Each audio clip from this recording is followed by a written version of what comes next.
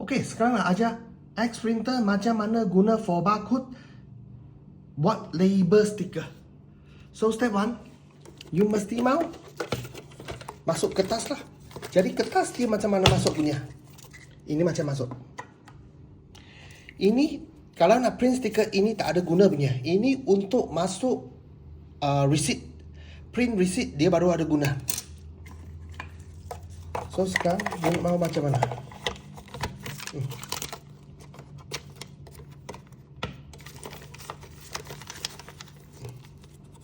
Sudah masuk, kasih dia pergi tepi. Lepas tu tutup dia. Lepas saya akan send ini. Lepas tu buat tekan ini, dia akan ada ini.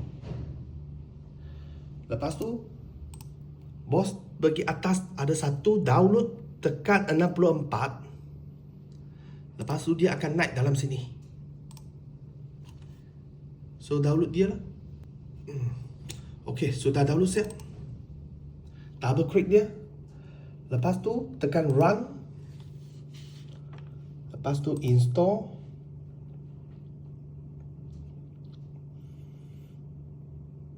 Okey, finish.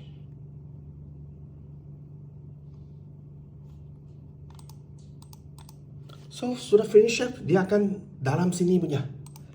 Okey. So dia ini macam ni lah. Ini untuk saya tadi sudah buat satu stiker untuk save punya.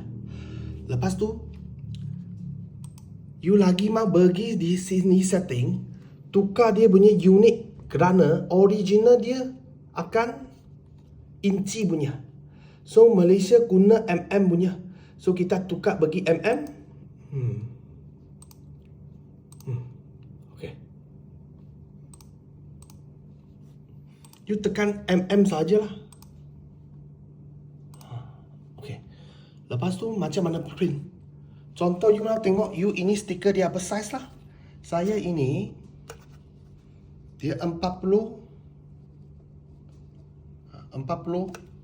kali 30.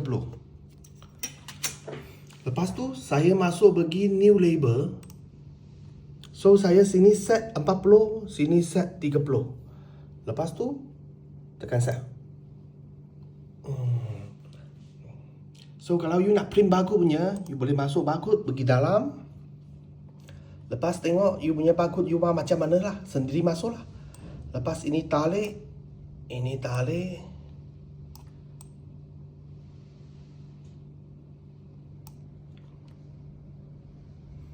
You ini macam, you tengok dia akan dengan you center punya. Ini center line lah. Jadi lepas tu you tengok sini 1, 2, 3 sikit. Okay, 1, 2 sedikit. Betul tak?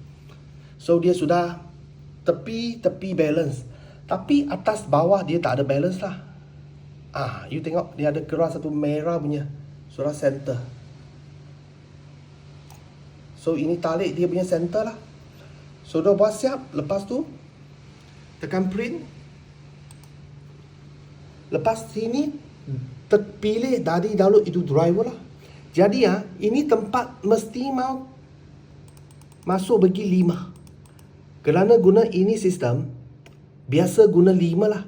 You tak ada tekan ini 5, nanti you print out punya time, dia akan masuk bagi tepi sini. So saya sekarang bagi you tengok. Tengok. Ini tak ada tekan 5 punya. Ini ada tekan 5.